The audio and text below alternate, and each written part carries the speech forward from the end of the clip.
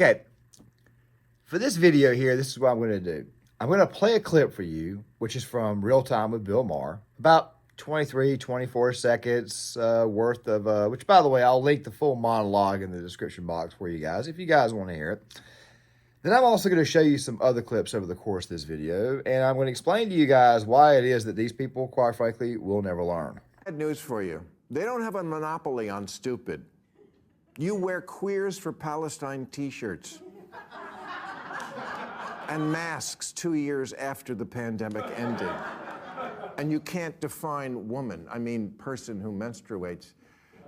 You're the teachers union education party, and you've turned schools and colleges into a joke. I especially love the bit about people still wearing a mask after the pandemic, because even in the town that I live in, which is a town inside of a state that voted for former President Trump, which of course he's going to be president again, president-elect, current president-elect. You can still call him president. I still do from time to time, of course, because, well, I'm not going to say everything right now because obviously 2020 is kind of like persona non grata on this platform. But still, though, the point is this right here. There are still people who do walk around with a mask on. They walk around outside. They even drive with it. I mean, somebody put this little bit up about Trump's cabinet, and of course, they were pointing out the weirdness of the Biden cabinet. And of course, this is actually true. If you think that the Trump cabinet is full of rejects or whatever, you know, then you clearly were not paying attention to the cabinet that Biden had put together. But then again, though, at the same time, though, all you need to do is look at this sort and just realize that these right here are not people who take any form of accountability. As I have said before, these right here are people, politicians, a party that does not want to actually look inward and does not want to understand why it is that they're losing, but still at the same time, as I've said many times before, let them die. Seriously, let them eat themselves. That's just my personal feeling on the matter. Just let them eat themselves. They're never going to actually follow the criticism or follow the advice from the criticism. They're never actually going to do it. And of course, a lot of that is because these people are mentally incapable of listening.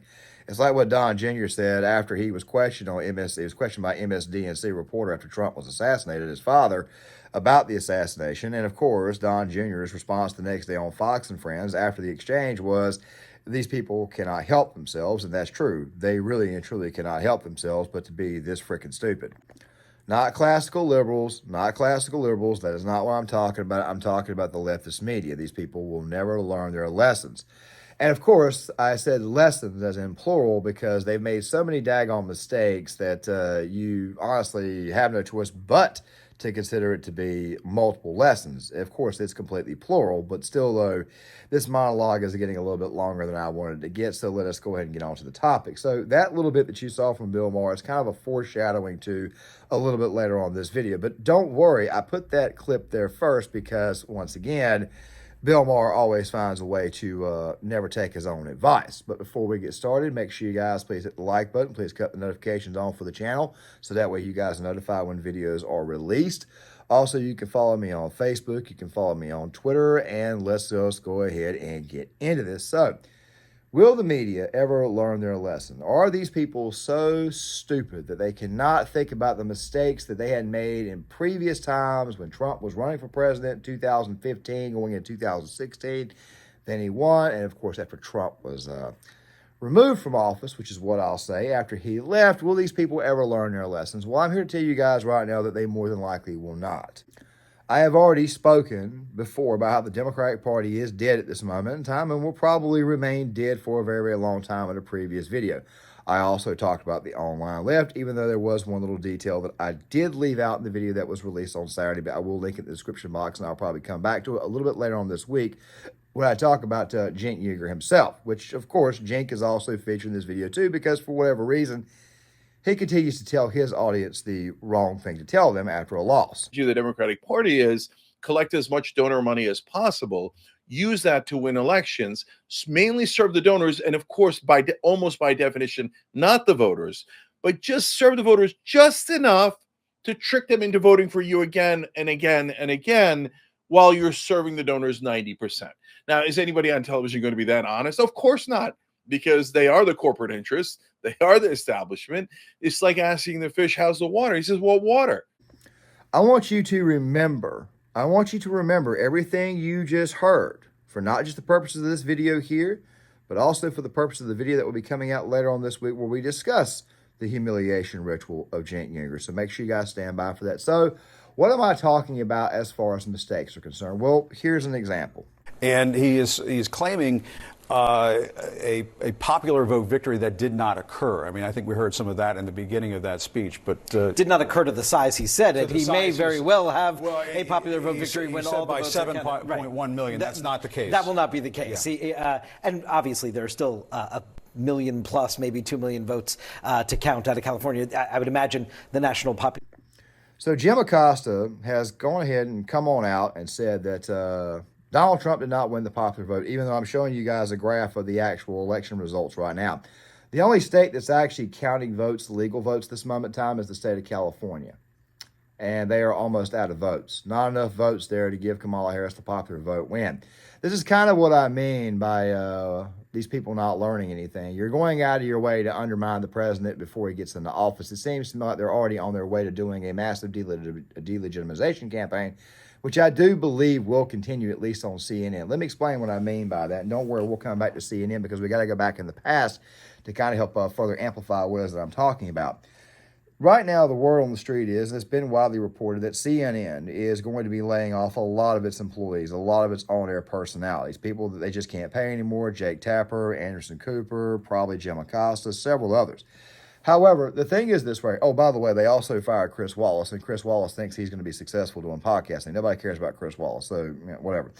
The reason why I'm bringing this up is because, you see, the thing about CNN and the thing about those employees is that they're about to get laid off, okay? They're about to get fired. And, of course, they could come back at later dates as contributors, which means they're going to get paid a little bit less to come up there and give their thoughts. They're crazy, loony thoughts. But still, though, CNN is going to be restaffed with, wait for it, Biden staffers. Yes, the people who ran Joe Biden's presidency, and more than likely some of the people who ran Kamala Harris's presidency, they will now go work for CNN. Now, it's not been confirmed, but I'm telling you right now that it will more than likely be the case, which means that for the next 4 years, you're just going to hear Orange Man Bad over and over again. But, of course, they've already started this to go ahead and undermine the president-elect before he even gets into office. They did this back in 2016. They're trying much, much harder. The difference is that the American people themselves are a little bit smarter this time around. They've kind of experienced this game that the media runs. And, of course, they're better prepared for what is yet to come. I mean, just listen to Senator John Fetterman out of Pennsylvania, who after a stroke has gotten his brain power back, and after he has kicked the communist that he was married to the curb, he's starting to sound like an actual rational human being. Always good to see you. You have said that Democrats shouldn't be, quote, freaking out over every single thing Trump does. Are you freaking out at all about any of these cabinet picks, I wonder? Well, I mean, there's some that I would absolutely be excited to vote for, like my colleague from Florida or the representative from New York, of course. And then there's others that are just absolute trolls, just like Gates and those things. And that's why, Democrats, like Trump, that gets the kind of thing. I mean, he gets the kind of thing that he wanted, like the freak out. And that's correct. He hasn't even gotten to office yet, and you people are already flipping out. You guys are already freaking out about his cabinet picks. Now, I've already given you guys my thoughts on his cabinet and what I think, and I may even come back to that a little bit later on when more developments have come about. And I may even do a what to really and truly expect in Trump's second term, because I did talk a little bit about that in that video, which will also be linked in the description box, where I talked about Trump's cabinet picks so far and what I actually think. But given the fact that you've got people like you're seeing here in the B-roll footage making these TikToks basically saying that they're proud to have a child here in the United States so that way they can reap the benefits of the United States and they think that they cannot be deported, I'm pretty sure that people are looking at this right now and they're saying, you know what, the mainstream media is nothing more than just a tool to laugh at this moment in time. Do us all a favor, report the damn news, or we're just going to not watch. And here's what's funny, too, and I want to throw this in here. While Trump is in office this time around, the belief is that he's just going to tweet the entire time he's in there because he's really beholden to nobody this second term, which is a one-term proposition. It's possible that he could do that, but then again, at the same time, it's also very possible he chooses not to tweet or post anything on Truth Social and just simply gets to work and is almost like he's non-existent. It's a possibility. It would actually be, I don't know, it would be kind of rare if he did that, but then again, at the same time, I'm pretty sure that these people would still find ways to overreact and bullshit their audience, because at this moment in time, their audiences, or at least the people who are still watching, they've been fed that bullshit so much where they've become completely dependent on said bullshit. So no, these people more than likely will never learn from their mistakes, nor will they more than likely ever improve upon their mistakes. So no, I don't see it happening, but we still got more to talk about. Or these jilted CNN and jilted MSNBC viewers could find themselves going to Fox News. I'm just saying, I mean, it has happened before. But let's let Fetterman finish, and I'll come back on the other end and explain further why it is that these people are doomed to make the same mistakes that they made before. And all of those things. And he hasn't even been,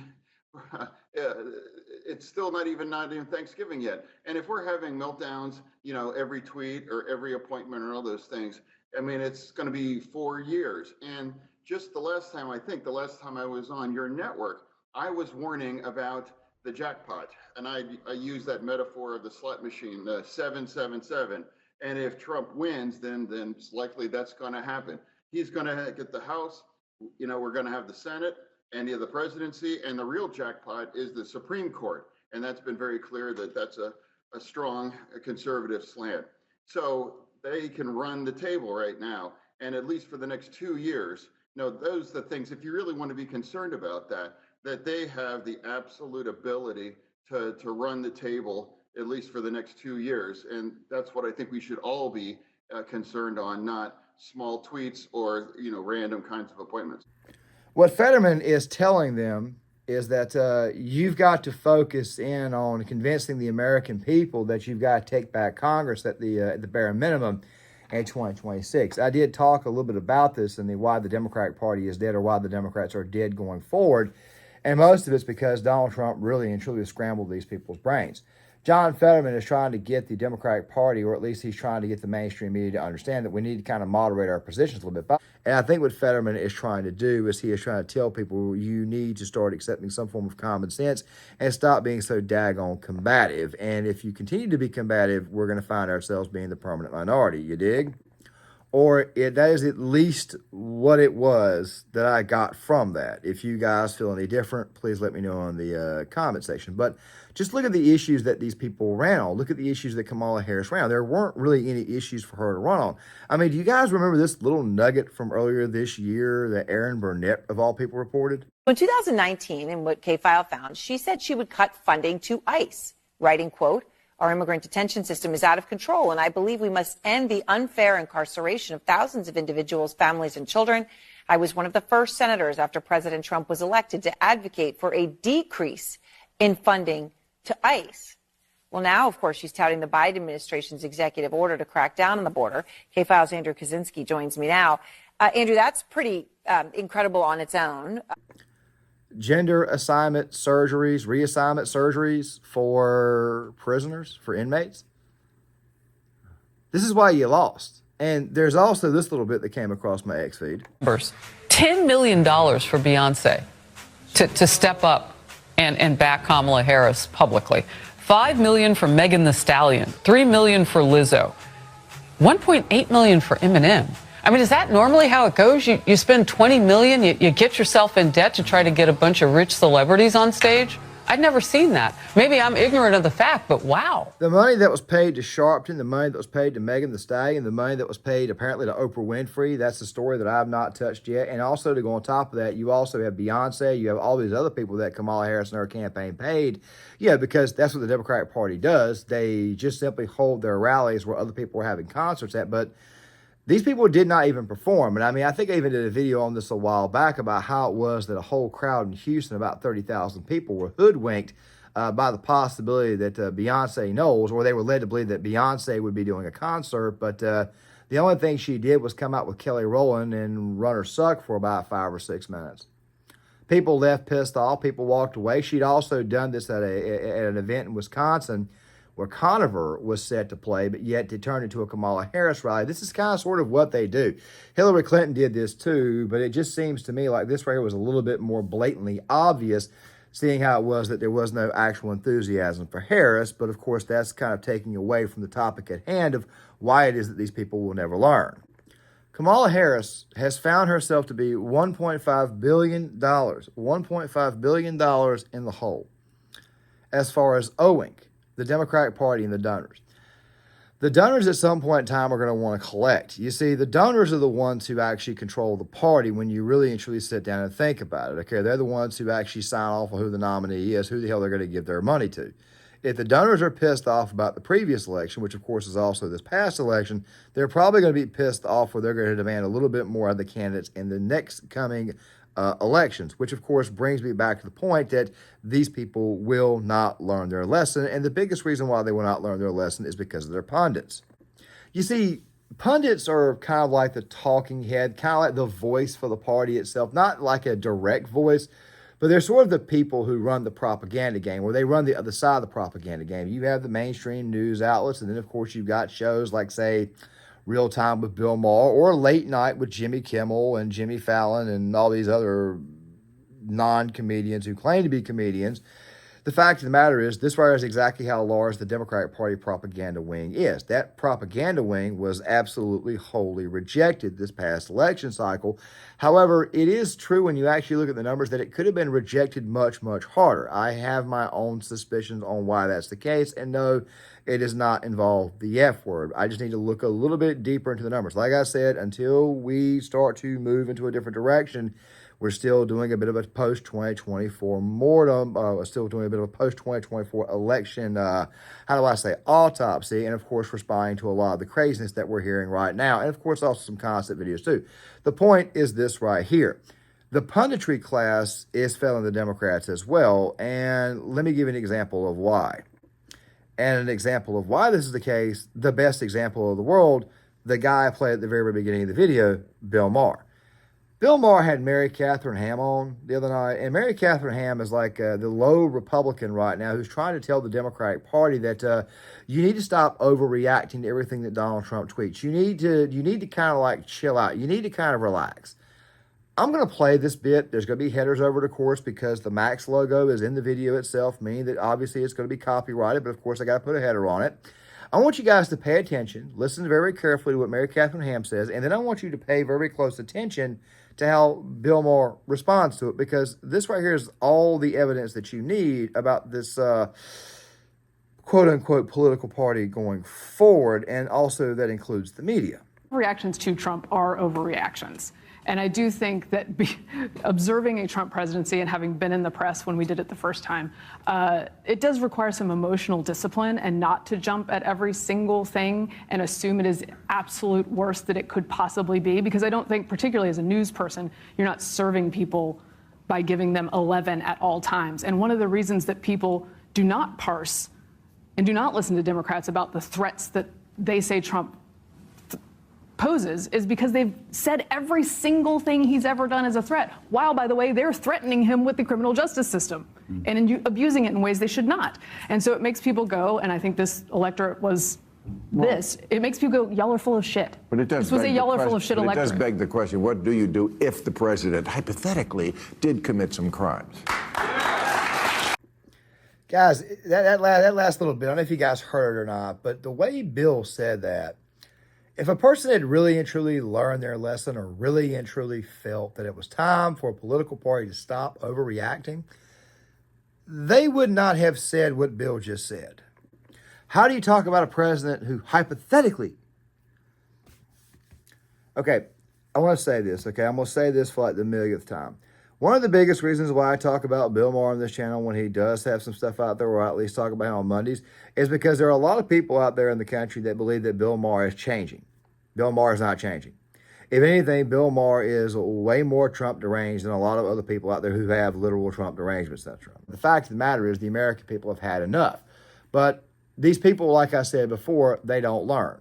The question, of course, would be why. But before we get to that there, which of course will be my final point, I want to say this one more time about Bill Maher. To the people out there who thinks that Bill Maher has changed, a lot of what you are dealing with in this country right now, as far as the societal ills, are the exact same things that Bill Maher spent so many years pushing for. Ever since he's had Real Time with Bill Maher, ever since he's had a platform, he has always been on the left, a secular liberal. And you may be thinking, okay, that's not too bad. But given the fact that this guy's nonsense is the same stuff that led to Obama, which eventually led to SJWism or critical race theory, crap like that there. Bill Maher was one of the main people who was championing this type of crap back in the day. And now he's waking up to the sad reality of what is around him at this moment in time, and he's just simply coping. No, Bill Maher has not changed at all, and yes, Bill Maher is largely responsible for the decline of said Democratic Party, and of course also the way people actually think. The fact of the matter is, Bill Maher is not your friend. He's still very, very much on the left. He's just simply coping and seething with what the Democratic Party has become. And this right here, for the most part, was proven by his language. If he had actually given these people an actual serious, honest-to-God criticism or critique, he wouldn't be talking about hypotheticals or what if a president's hypothetical crimes. He wouldn't be doing that. He would just simply be saying, you guys need to get the hell off of it. So why do these people never learn? Why do these people never learn their lessons? Why do these people, not only do they not learn their lessons, but why do these people always overreact and why do they always exaggerate? Well, it's because they've never been through any form of adversity. The vast majority of these people have never really and truly struggled. Smug to the point to where they know everything, and regardless of how much you prove to them how wrong they are, it never seems to break through. It's something that Yuri Bezmenov talked about, I think, in the demoralization chapter of his lectures that he did on this, which I may link in the description box for you guys as you guys check it out. I was tempted to go into that on this channel here, but I think I've got the actual direction that I want to go into, at least for the time being. But of course, we'll discuss that a little bit more in the video that I have planned for next Wednesday, which will be kind of my Thanksgiving piece, my happy Thanksgiving bit that, of course, I'm going to be giving you guys this year like I do every year because I know you guys are going to be busy. The fact of the matter is this here. These right here are people who've never actually struggled in life. Struggle makes a person who they are. Struggle forces a person to actually look at themselves in the mirror. Struggle is something that makes them learn to adapt. And obviously these people have never learned that. And that is the reason why it is that these people will always overreact to everything Donald Trump throws out there. And also not to mention the fact that he probably knows their deepest, darkest secrets. I mean, the guy himself was damn near in Hollywood, and everybody did come to him at one point in time for some type of endorsement or some type of praise. But you guys tell me what you think in the comment section. I would love to hear what you guys have got to say. Make sure you guys please hit the like button, subscribe, share the video, sign off in the comment section, and I'll see you guys later.